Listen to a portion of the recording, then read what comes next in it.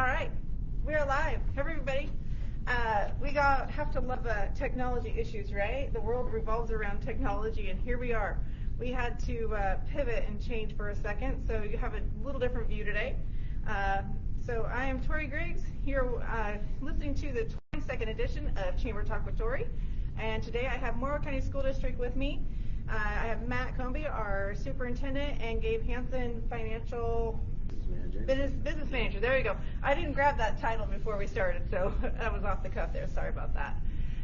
Anyways, today we are going to dive into what the community is seeing right now.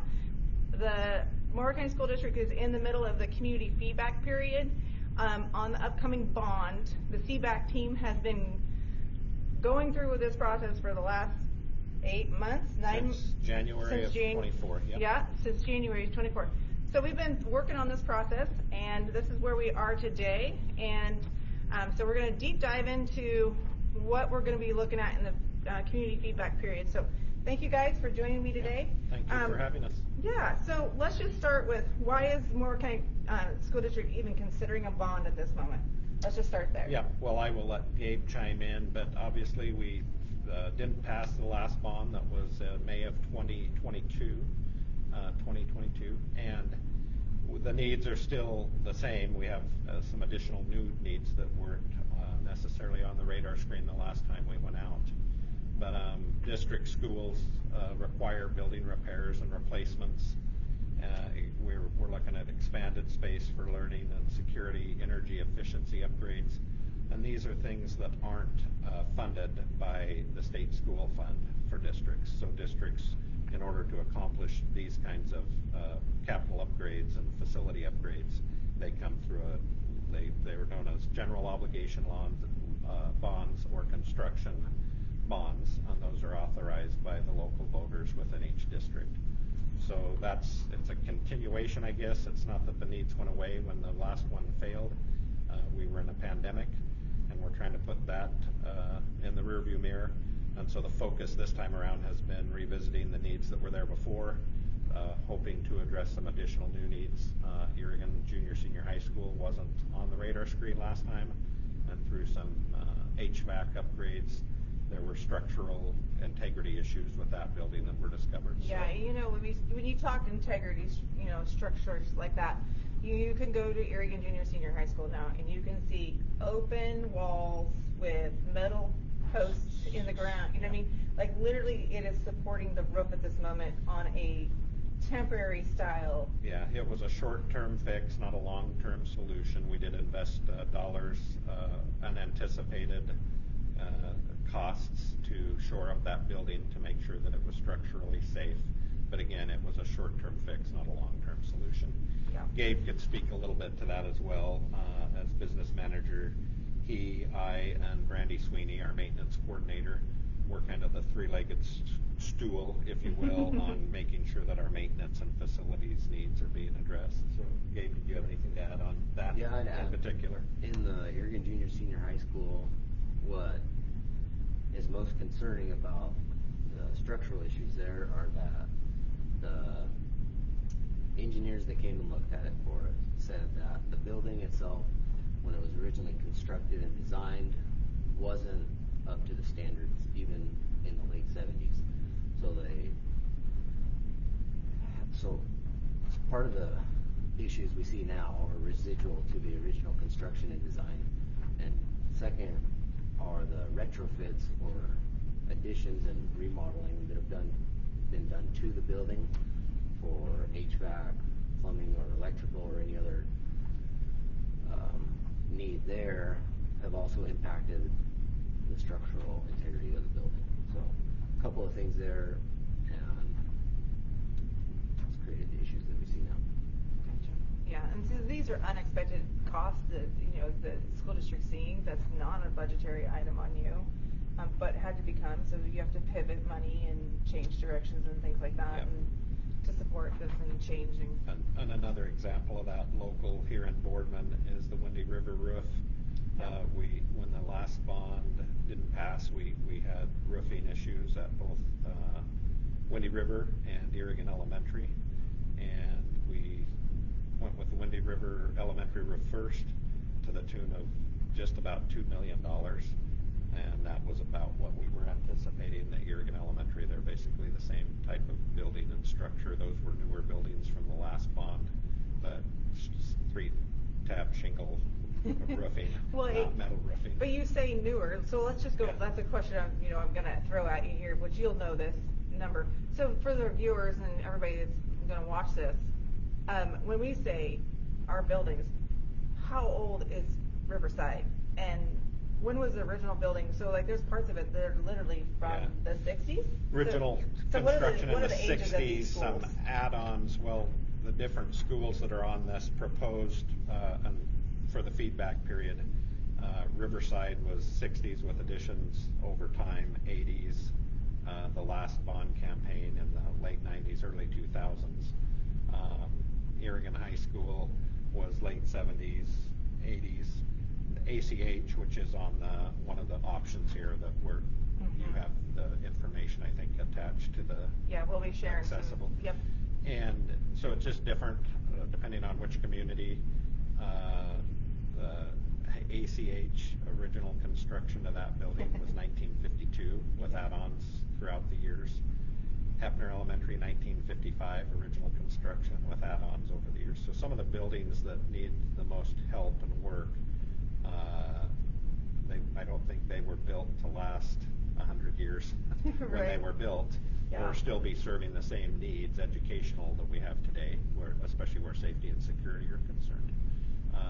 In Boardman, Sam Boardman is the oldest building of the three here, but has had some good upgrades. Unfortunately, there was a fire there years ago, and it got an upgrade and a pretty major remodel overhaul after that fire. People will remember that we had to close down that spring, and we were able to reopen that the following fall.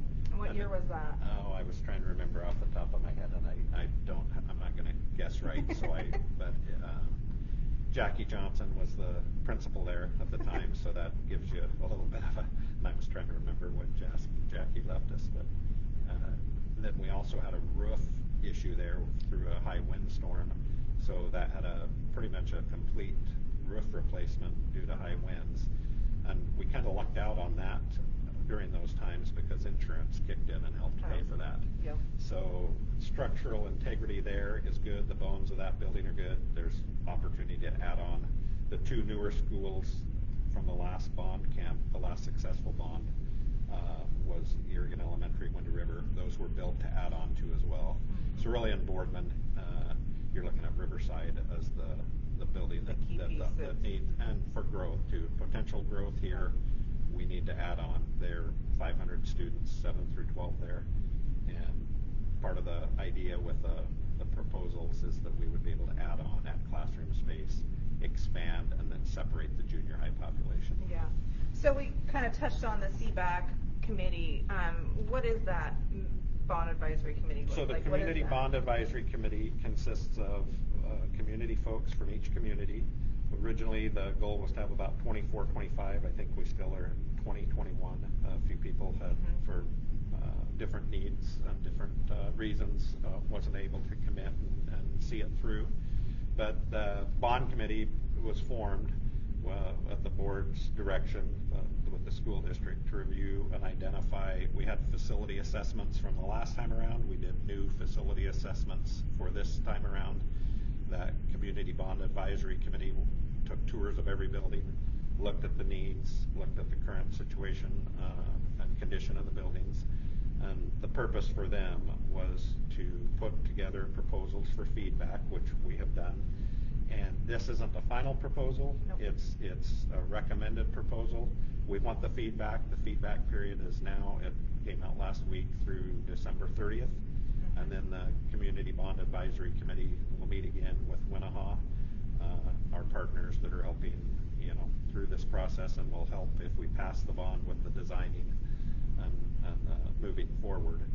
And it's really just to refocus where we're at today based on what our needs are now versus where they were 5 years ago, 3 years ago, when the last bond went out and failed. So, and speaking of the last successful school bond dropped off our tax rolls in Morrow County in May of 21. May of 21. So Yeah. currently residents are not seeing a school bond. No taxes on school projects. Any bond that was previously on there for the schools fell off in May of 21. Originally, the plan was to try to roll that last bond vote out in May of 21, but due to the pandemic, I think the board and others felt that it was not the best time, so they postponed it a year. A year later didn't make much difference because but the needs were still there. Right. And I think, from a school district perspective, from a maintenance facilities perspective, when I was the maintenance facilities director, we know that these costs in the future are only going to be higher. Yeah. And obviously, what we went out for last time, in the 3 years since, costs. Well, we found so many more projects have come to light. Needs. The needs in the schools have come to light. The growth in some schools, the change in some schools. So this is a bigger conversation. So now we're in the community feedback period, and in the comments you will see that you will find a link to the Morrow County School District bond information directly, which has been available the entire Throughout the process. correct. But I don't think many people know that, and I've been asked about this question a lot. So we're going to drop that link in the comments right now. You guys are welcome to go on that page, click on that, and we are reading off of a flyer like this, and then on the back side of it is what we're going to dig into right now. This is options 1 and option 2. And this is the feedback period that they're looking for right now. We want you guys to look it over and give your thoughts on the pros and cons of it. What do you think is a priority? What do you think is a priority? What does your family need?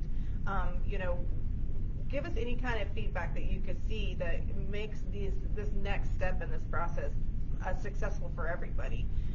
Because we're working as a county-wide here, and this is a county-wide bond. And so let's just go to the bond option 1 and bond option 2. So let's just talk about that and why CBAC came up with option 1 and why we have option 2 and why there are two 20-year bond or 30-year bond. Let's break that down to explain that to when people start looking at this and giving feedback, what they're looking at. Let's talk about that. So the advisory committee worked really hard to focus on an option that would keep us closer to $3 per thousand of assessed value. Yep. And then a bigger option that addressed more needs across the district. And in doing so, we landed on 2 different options as proposals, recommendations. Yep. And that's what we want feedback on. The 20-year versus 30-year, I'll let Gabe speak to that. 20-year, it's like going, I guess the analogy I would make is going to the car dealership and buying a new car. You could do a 36-month, 48, 72, however many they allow you to go out to now.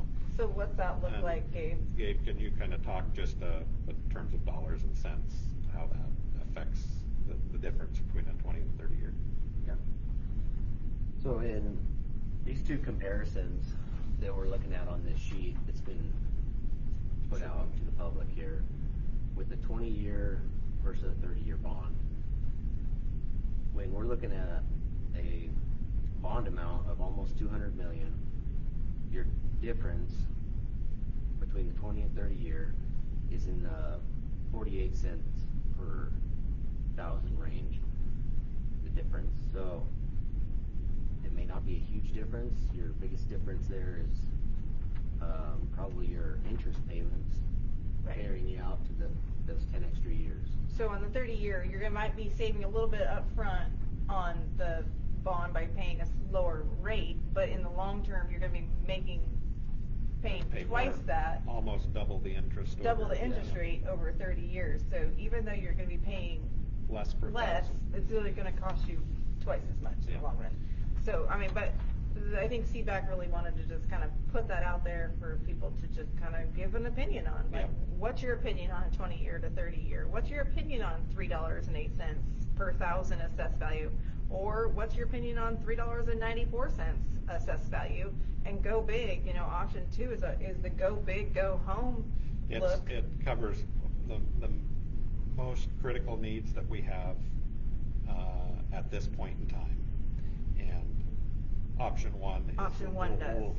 No, option 2, the bigger one covers Yes. the option 1 really focuses in on what we really need to focus on right now Right, today. the critical need stuff. Option 2 addresses ACH, the other highest probably critical need building in terms of looking at replace versus remodel. And then also with that one, Sam Boardman had some traffic flow parking improvements. Anyone in Boardman can relate to that.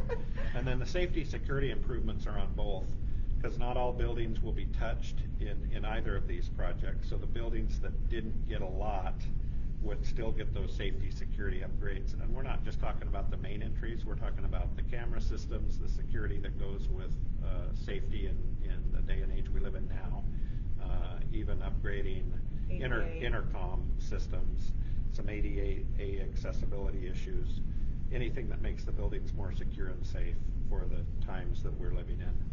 And yeah, but it also includes some remodeling of the entryways to the buildings. Yep. Just beyond the cameras and secure doors. Right.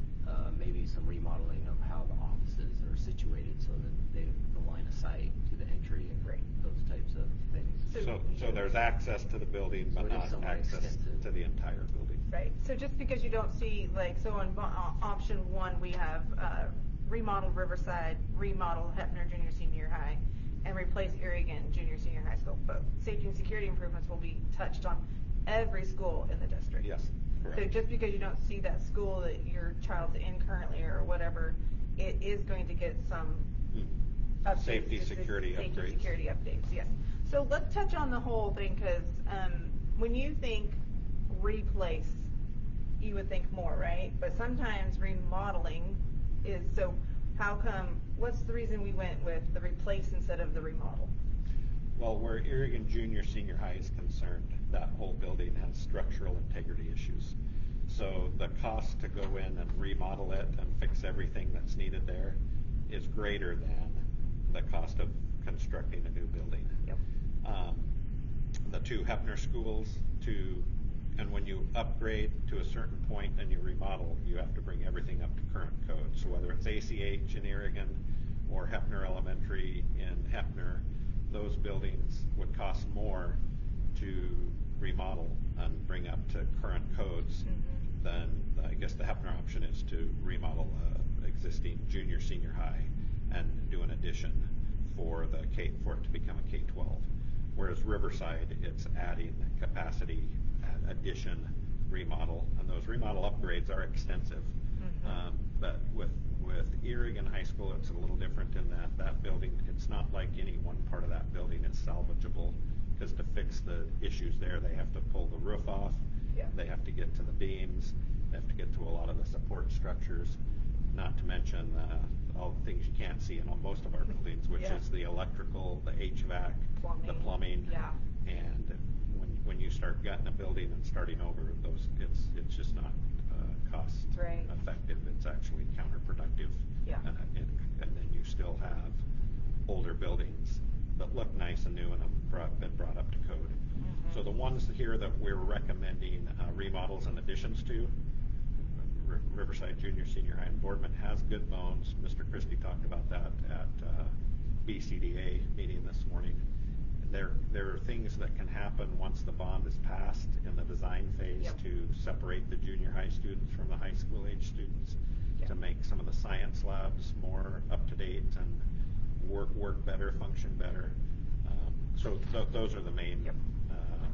I don't know if I answered your question. Yeah, no, you did. That's the thought process that went through the CBAC committee as they drafted these proposals and these recommendations. And obviously we're in the feedback period, so we don't want feedback based on the 2 options. There's an option 1, less per thousand.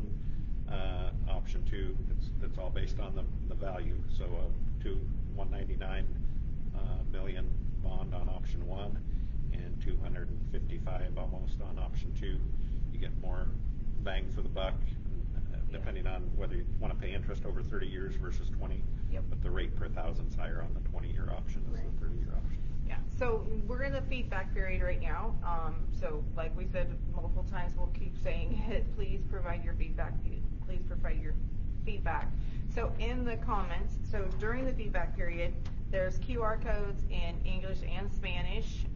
There will be people at local basketball events where I know, like John Christie, for instance, principal at Riverside High School, said today he's going to be setting up when they have home basketball games. You are welcome to come set up, prearrange with him. He will come and he will take you on a tour of the schools, and I think this is going to happen across the school district, working and making this happen across the school district so people can see these schools. And he will take you and show you behind the scenes these concerns or these areas that are being discussed on these options and what that looks like. And so you can further educate yourself and find what's, if you don't know, like I keep saying, people don't know what they don't know until they go and learn and get into these schools. Our kudos to our maintenance department. I mean, you walk into our schools and they're beautiful and they're clean and they're functional. They're sanitary. And they're sanitary. Yeah, and clean, yeah. But behind the wall that's nicely painted is not a functional building. And so there's a lot to learn here and share. So your feedback period is now through December 30th. And people who don't have access to technology or struggle with technology, the paper forms are available at any school district building office. You can fill them out there and we'll collect them, or you can mail them in. The flyers that we're distributing have information as to the website, that the link is attached in this feed, I believe. Yep. And number there to call the district office. Brandy Sweeney, the maintenance coordinator, has been fielding phone calls to help guide people to how to help give feedback. And then ultimately, the feedback will then go to the CBAC committee for a final recommendation of the board.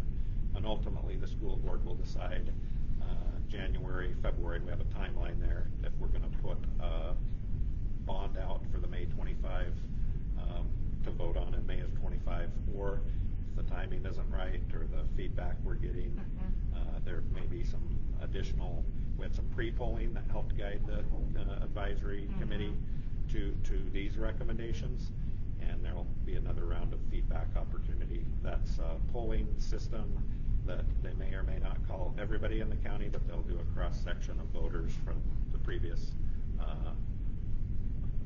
campaigns or election cycles where they are targeting likely voters is likely the people that will be called, and those polling results will also help the board ultimately make their decision as to whether the timing is right. Perfect. Yeah, so your feedback, once again, very important. Information's in the comments. If you have any more questions, concerns, can't find something, all this information is also going to be printed at the Portland Chamber of Commerce, plus the Erie Chamber and the Hefner Chamber. This is a collaborative effort to try to get this information out across the entire Morrow County School District. So all the communities in this are in this together to get this information spread as far as we can. How many students do we have in our school district? 2,235, 40 right now, which we just reported at the board meeting this past week. We're up about, I think was it 18 from last year at the same time. But unfortunately, we have dipped a little bit over the past 2 years. We were up over 2,300 2 years ago. But our average, we're right where our average has been for the past 3 years, the past 5 years, the past 10 years. Yeah. There's only been 2 times school years in the past 10 years that we were over 2,300 students. And caveat to that, though, is I think post-COVID brought a lot of different forms of learning and education changes Lots more options to people, and I think some of that use reflected on that. So, but anyways, the growth continues to happen. Our schools are not going to improve on their own. So, here we are having this discussion. So let's hear your feedback. We're here to help at any time, and let us know. And thank you for joining us today with Matt Comby and Gabe Hansen with Morrow County School District. We look forward to seeing you next time. Join us for Chamber Talk with Torrie in the next episode. Be following us for more information, and see us next time. Have a great day, everybody.